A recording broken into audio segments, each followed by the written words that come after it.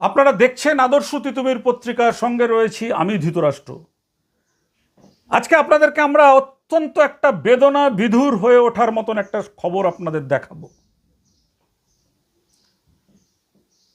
তিনিও মানুষ, উনিও মানুষ,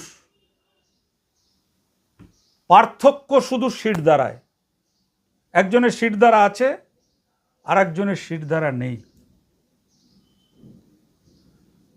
10/3/2025 তারিখে প্রবীণা নাগরিক জ্যোৎস্না বিশ্বাস শতছিন্ন কাপড়, শতছিন্ন ব্লাউজ, 3 দিন অন্তর একবার খাবার জোটে, সেই মানুষটি 10/3/2025 তারিখে বেলঘরিয়া থানাতে পেজ 4-এ একটা অভিযোগ করেছিলেন।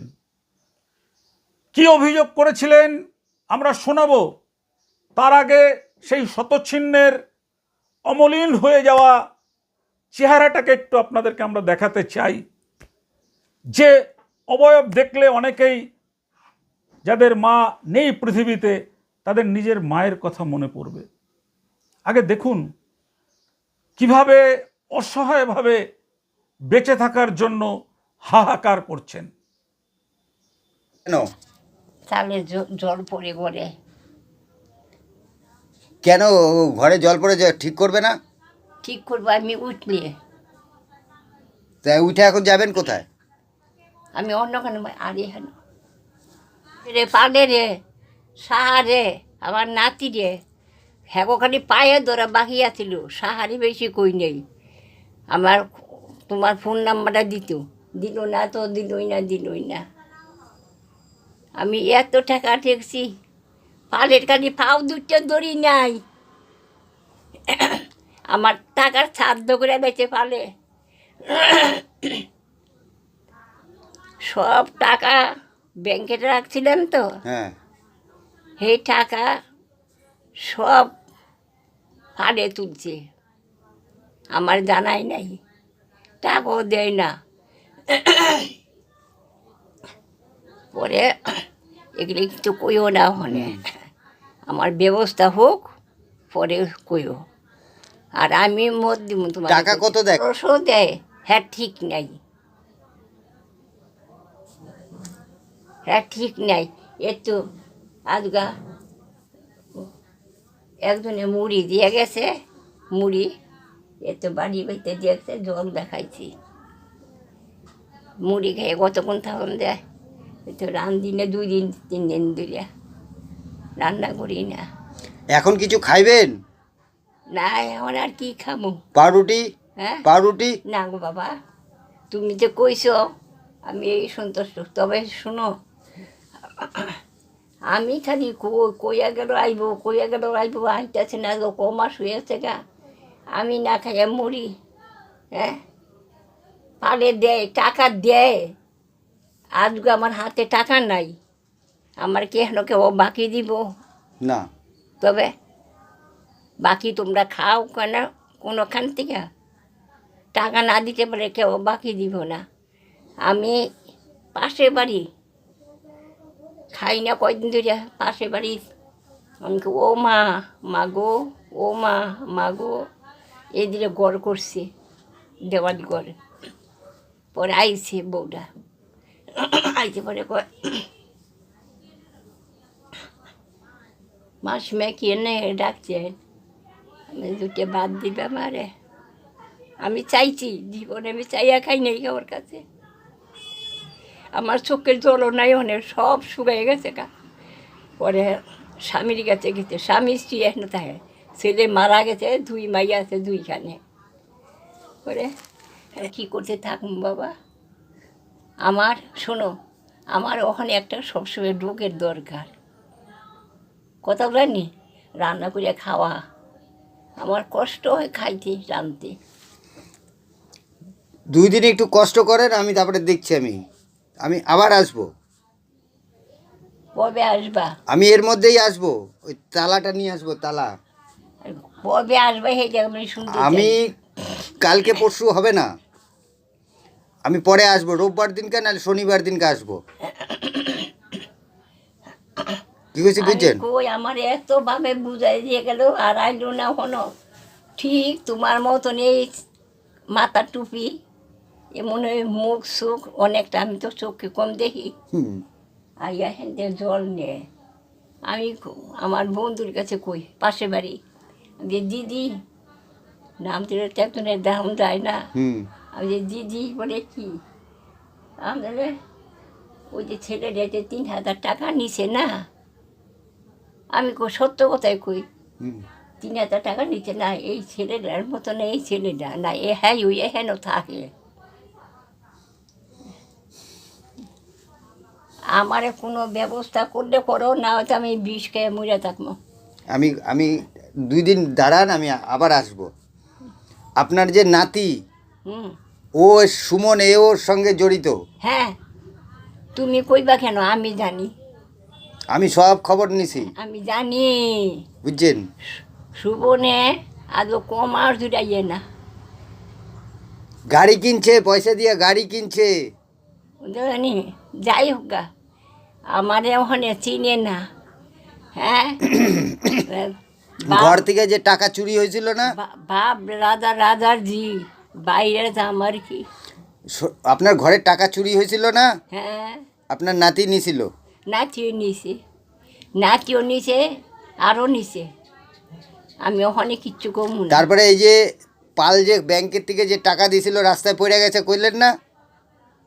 রাস্তা করি এইটা ওই প্রথম যে গেলাম তখন ওইটা নাতির কাছে ছিল, হ্যাঁ এটা আমি জানি। ওইটা দিয়ে গাড়ি কিনছে। না বেশি না, এটা 500 টাকা। 4,000 না 5,000 ছিল না? হ্যাঁ 40,000 না কত টাকা ছিল কইলেন রাস্তায় পড়ে গেছে? না আমার কাছে 500 টাকা কথা কইছে, যেটা কইছে। আমি প্রথম দিন শোনো আমি বাবা, আমি নাতি থেকে কি হয়েছে, আমি কে ওরে উচিত হতে ছাড়ি না। না জড়িত আছে। কইছে ছেলের মাইয়ার তো ওই তোমার একটা কি বেরামদানি হয় খিসি, ওরে পকেট থেকে তুলতে বলছে টাকা আছে নাকি, পড়ে গেছে গা কইছে। আমি যে কত টাকা কইছে 500 টাকা। আমার কাছে যেইটা কইছে আমি সেইটাই কমো। আমার যদি গলা কাইটো দাও তুমি, তবে আমি একই কথা কমো। ঠিক আছে, আচ্ছা চলেন।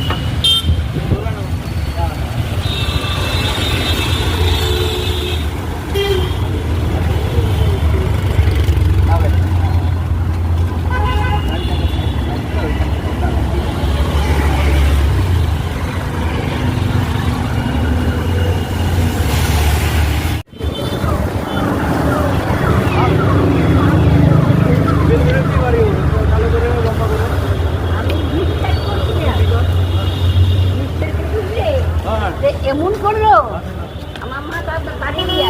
টাকাটা আপনার কে নিয়েছিল? হ্যাঁ টাকাটা কে নিয়েছিল? কোন টাকাটা? পালবাবুর নাম বলো। পাল বাবু। কোনটা টাকা কইলা? পালবাবু যে টাকাটা নিয়েছে, পাল বাবু যে ব্যাংক দিয়ে আপনার টাকা ঘর বিক্রি করে নিয়েছিলেন। আমি সব করবো। সব বলবো। ঠিক আছে, সব সব করবো। বলবেন বড় বাবুকে। আমার কাজ সিদ্ধি হোক, হ্যাঁ হ্যাঁ হ্যাঁ, সব করবো। ওই জন্য আপনাকে নিয়ে এসেছে।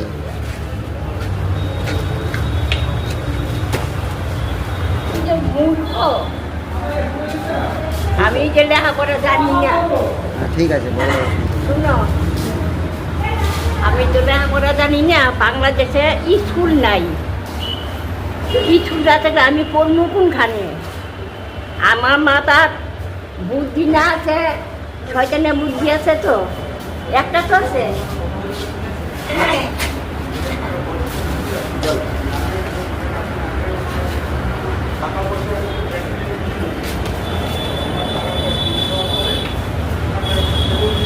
চিঠিটা কই আছে? দাও তো চিঠি। বড়বাবুকে সেদিন বলেছিলাম, বড়বাবুকে ডেকে বললো যে ওনার বাড়িতে চালটা ওই দিয়ে আর কে ওনার ব্যাংকের অ্যাকাউন্ট ইয়ে করেছে, ওর ঘর বিক্রি করে টাকা নিয়ে এর আগে চিঠি দিয়ে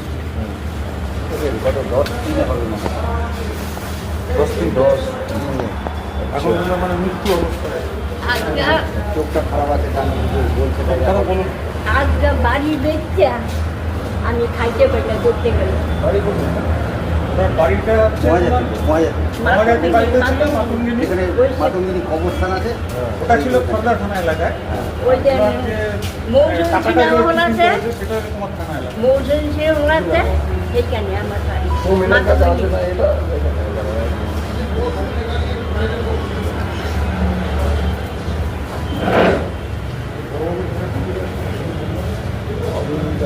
আমি তো নিয়ে যাবো। ওই দিন তো বলেছিল বলে।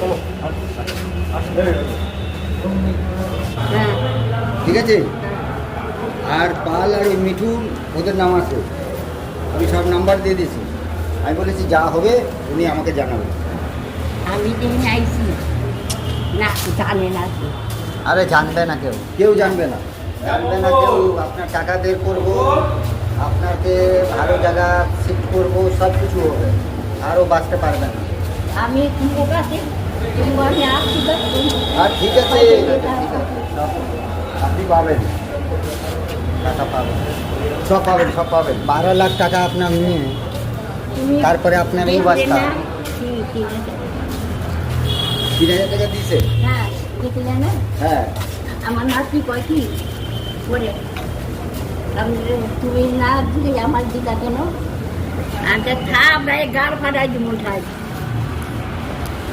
থাপ রে গাল ফাটাই দিব কবে বলছে? পরে গেছে তুমি আইছো পরে পরে কয় কি আচ্ছা দিছো থাপ আর কিছু কয় নেই থাপ রে গাল ফাটাই দিব তো আমি উনি শুয়ে বাচ্চা করছিলাম হ্যাঁ তুমি আমার সাড়ে বেঁচাইয়া কয় তুমি আমি শুয়ে বাচ্চা করছো আমি আমার তো দেখ মনে থাকে না বসেছে বলে করতে পারি রাগে করছি দেখলেন এই অসহায় মাকে। এই মায়ের নাম হচ্ছে জ্যোৎস্না বিশ্বাস। আমরা বলেছিলাম যে তিনিও মানুষ, উনিও মানুষ।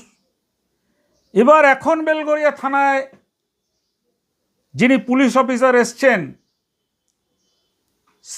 ইন্সপেক্টর তন্ময় ভট্টাচার্য। এই তন্ময় ভট্টাচার্যর কাছে 10/3/2026 তারিখ এই অসহায় মহিলাকে নিয়ে আমাদের ক্রাইম রিপোর্টার সুরেন্দ্র কুমার সিং এবং আমরা গিয়েছিলাম থানাতে। কেন গিয়েছিলাম? যে এনার সঙ্গে একটা বড় সিন্ডিকেট চক্র করে তাকে একেবারে মৃত্যুর মুখে ঠেলে দিয়েছে। আমরা নিয়ে যাওয়ার পরে আমাদের মনে হলো এই যে এখন যিনি থানার আইসি আছেন, সত্যি তিনি মনে হয় কারো কাছে তার শিরদাঁড়াটা বিক্রি করেননি। তিনি এই অসহায় বৃদ্ধা মাকে দেখে, তার এই শতছিন্ন কাপড় দেখে হাতে, কপালে, মুখে ভাঁজ পড়ে যাওয়া সেই শীর্ণকায় চেহারা দেখে আগে তাকে নতুন কাপড় এবং ব্লাউজ এবং তার খাবারের বন্দোবস্ত করে তারপর শুনলেন তার অভিযোগ। কি অভিযোগ? অভিযোগ হচ্ছে যে এই ভদ্রমহিলা, তার নামে যে জমি ছিল সেই জমিটা তিনি বিক্রি করেন এবং সেই জমিটা বিক্রি করার পিছনে একটা সিন্ডিকেট চক্র ছিল, যে সিন্ডিকেট চক্রের মাথায় ছিলেন বাবুল পাল। সেই বাবুল পাল কি করেন, ইনি 11 লক্ষ টাকায় তার জমি বিক্রি করার পরে একটা সিন্ডিকেট চক্র কাজ করে, যে সিন্ডিকেট চক্রের মাথায় রয়েছেন বাবলু পাল। সেই বাবলু পাল কিন্তু এই মহিলার যে জমি 11 লক্ষ টাকায় বিক্রি করে তার নামে সেই টাকা ব্যাংকে রাখেন। কার নামে? বাবুল পাল তার নিজের নামে। এবং বলেন যে এই মহিলাকে যে কদিন আর বাঁচবেন তিনি তার খাওয়া দাওয়ার বন্দোবস্ত করবেন, ঘর ভাড়া দেবেন, কারণ তিনি তো তার জায়গা বেচে অন্যত্র চলে এসছেন। এর মধ্যে একটা বিরাট সিন্ডিকেট চক্র রয়েছেন। সেই সিন্ডিকেট চক্রের মাথায় রয়েছে বাবলু পাল। তিনি কিন্তু এই বিধবা বৃদ্ধাকে কয়েক মাস একটু দেখাশোনা করে তারপরে কিন্তু তিনি তাকে আর দেখছেন না। এই বৃদ্ধা এখন লোকের কাছ থেকে 4 দিন, 5 দিন, 6 দিন না খেয়ে থাকার পরে লোকের কাছ থেকে একটুখানি ভাত চেয়ে তিনি খাচ্ছেন। বুঝতে পারছেন কি বলা হলো? এই বাবলু পাল আর তার যে সাঙ্গপাঙ্গ ছিলেন মিঠুন দাস, আরও একটা বিরাট চক্র চলে। এরা এই ধরনের গরিব মানুষকে, বৃদ্ধাকে তারা ঠকিয়ে এইভাবে টাকা নিজেদের নামে করে নিলেন। এবং করে শুধু নিলেন না, তিনি বললেন যে এই ওনার নামে অ্যাকাউন্ট করতে গেলে জ্যোৎস্না বিশ্বাসের নামে, তাহলে ব্যাংক কর্তৃপক্ষকে নাকি 1.5 লক্ষ টাকা ঘুষ দিতে হবে। এগুলো সব লেখা রয়েছে অভিযোগপত্রে। আমরা দেখলাম, এর আগেও আমরা দেখেছিলাম 10/3/2025 1 বছর ঠিক ঘটনাটা ধামাচাপা পড়েছিল। কেন ধামাচাপা পড়েছিল এটার বলার অপেক্ষা রাখেন, আপনারাই বুঝে নেবেন। কিন্তু এই নতুন আইসি আসার পরে তিনি কিন্তু ওই মহিলাকে নিজের মায়ের মতনই ভালোবাসা দিলেন আবেগপূর্ণভাবে। তিনি আগে ওই মহিলাকে কাপড়, ব্লাউজ, খাদ্যের ব্যবস্থা করলেন। আর এই কেসটি যার দায়িত্বে ছিল তাকে ফোন করে ডেকে বলেন এই লোকগুলোকে অবিলম্বে থানায় ডাকার জন্য, এবং স্বয়ং এই আইসি তার সঙ্গে কথা বলবেন। এবং পরদিন এই বাবুল পাল থানার ডাক পেয়ে জানতেন তো যে আগে তো সেটিং হয়ে গেছিল, উনি জানেন যে এখনও বোধহয় সেই বড়বাবুই আছে, এখনও বোধহয় সেই সেটিংয়েই থাকবে। কিন্তু এই নতুন বড়বাবু তিনি রাজধর্ম পালন করেছেন। বলে না যে পুলিশের চাকরি যারা করে তারা মানুষের জীবন রক্ষা করা তাদের দায়িত্ব, মানুষ বিপদে পড়লে বিপদ থেকে উদ্ধার করা তাদের দায়িত্ব। এই তন্ময় ভট্টাচার্য কিন্তু তাই করলেন। ওই লোকটিকে ডেকে পাঠিয়ে 2 মাসের মধ্যে তার টাকা তাকে ফেরত, মানে তাকে অ্যাকাউন্ট খুলে তার টাকা তার অ্যাকাউন্টে ফেরত দেওয়ার জন্য বললেন। এবং এই নির্দেশ দিলেন। নির্দেশ দেওয়ার পরে এই যে চক্র, এই চক্রের লোকেরা থানায় একেবারে কাচুমাচু হয়ে বেরিয়ে এসে এই জ্যোৎস্না বিশ্বাস এখন যেখানে ভাড়া থাকেন সেখানে গিয়ে তাকে চমকাচ্ছেন। কিসের টাকা? আপনি কোনো টাকা পাবেন না, বেশি বাড়াবাড়ি করলে আপনাকে শেষ করে দেবো, আপনাকে এখান থেকে সরিয়ে দেবো, এবং সরিয়ে দেওয়ার চেষ্টা করছেন। আমরা তো এই অসহায় মহিলার পাশে রয়েছি, কারণ আমরা মনে করি যে আমরা যতই সাংবাদিক হই, সাংবাদিকতার পরেও কিন্তু আমরা মানুষ। মানুষ হয়ে যদি মানুষের পাশে না দাঁড়াতে পারি, এমন মানুষ হয়ে কী লাভ? এই জ্যোৎস্না বিশ্বাসের পাশে আমরা রয়েছি। আমরা দেখতে চাই যে এই সিন্ডিকেট চক্রের যিনি পান্ডা রয়েছে, বাবলু পাল, মিঠুন দাস, আরও কয়েকজন, তারা এর টাকা ফেরত দিচ্ছে কিনা। যদি এর টাকা ফেরত না দেয়, যদি ওনার উপরে কোনো অত্যাচার হয়, ওনার তো এখন আর কেউ নেই, ওনার ছেলে আছেন, ছেলেও আলাদা হয়ে গেছেন, ছেলেও আর মাকে খোঁজ খবর রাখেন না। মা যেহেতু বাড়ি বিক্রি করে চলে এসছেন, আমরা সেই দিকে যাচ্ছি না। আমরা যে দিকটায় যেতে চাইছি যে এই মহিলার যে কদিন বাঁচবে, তার যে টাকাটা এই বাবলু পাল বা তার সঙ্গীরা হাতিয়ে নিয়েছে, সেই টাকাটা ওনাকে ফেরত দেওয়া হোক। প্রয়োজন বোধে ভালো কোনো বৃদ্ধাশ্রমে, বেলঘরিয়া থানার যিনি আইসি রয়েছেন তার তত্ত্বাবধানে তাকে সেই বৃদ্ধাশ্রমে দেখে তার বাকি জীবনটা একটু সুখ শান্তিতে থাকার ব্যবস্থা করা হোক। তার জন্যই আমাদের এই প্রতিবেদন। আমরা চাই এমন ঘটনা আর কোথাও না ঘটুক, আর এমন ঘটনা যদি কোথাও ঘটে আমাদেরকে জানাবেন। আমরা আছি, যেখানেই হোক না কেন, যত বড়ই দাদা মস্তান বা চক্র সিন্ডিকেট যুক্ত থাকুক, আমরা রয়েছি অসহায় মানুষের পাশে। অসহায় মানুষের হয়ে গলা তুলে কথা বলার জন্য তিতুমির আজ প্রায় 30 থেকে 35 বছর লড়ছে। আপনারা জানেন এই যুগের তিতুমির। যতদিন আমরা রয়েছি আমাদের লড়াই কিন্তু চলতেই থাকবে।